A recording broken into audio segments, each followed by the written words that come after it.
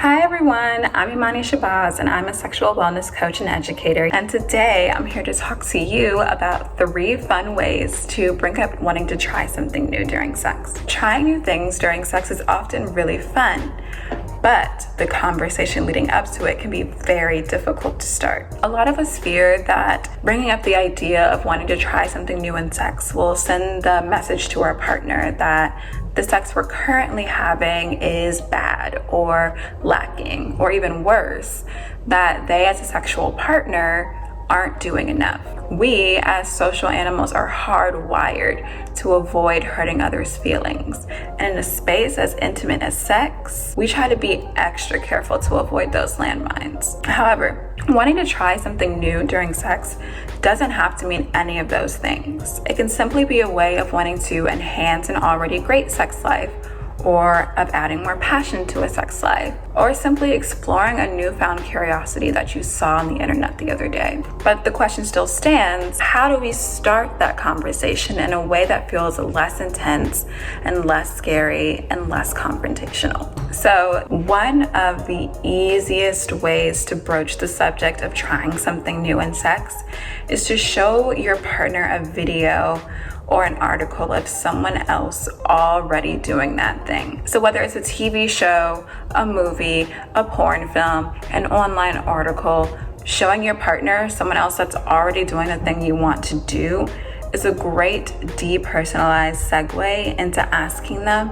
if they would ever do that activity or how they would feel about it. So say you wanted to try a stranger role play fantasy. There are so many shows that show a couple meeting at a bar, pretending they don't know each other, and engaging in that role play fantasy. And it'd be very easy for you to say, hey babe, I want you to watch this show with me. When that scene comes up, ask them how they felt about it.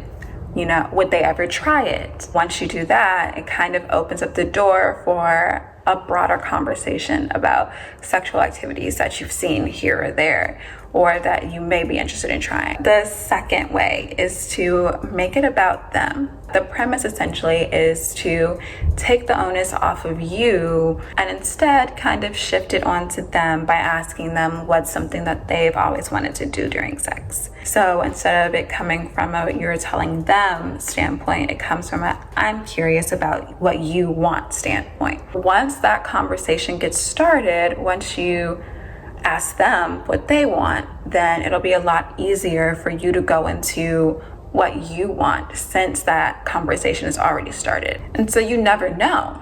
Maybe they have been holding on to something that they wanted to try and they were looking for a space to bring it up. So if that's the case, it's a win-win. You both get to try new things that you really wanted to.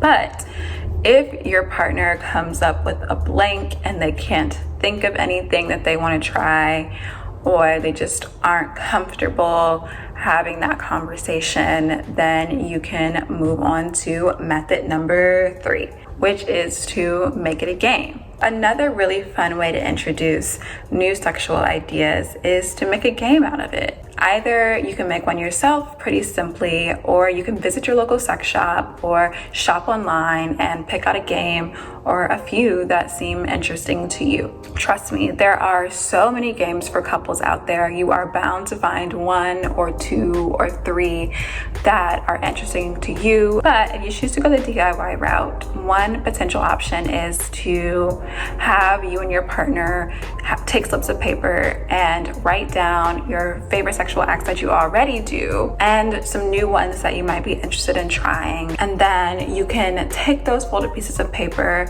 put them in a hat, and pick them out one by one or more if you're up for it, whenever you want to kind of shake things up or on a special date night. And so that's it. Those are the 3 tried and true ways of bringing up new sexual activities when it just seems a little bit too hard to be direct.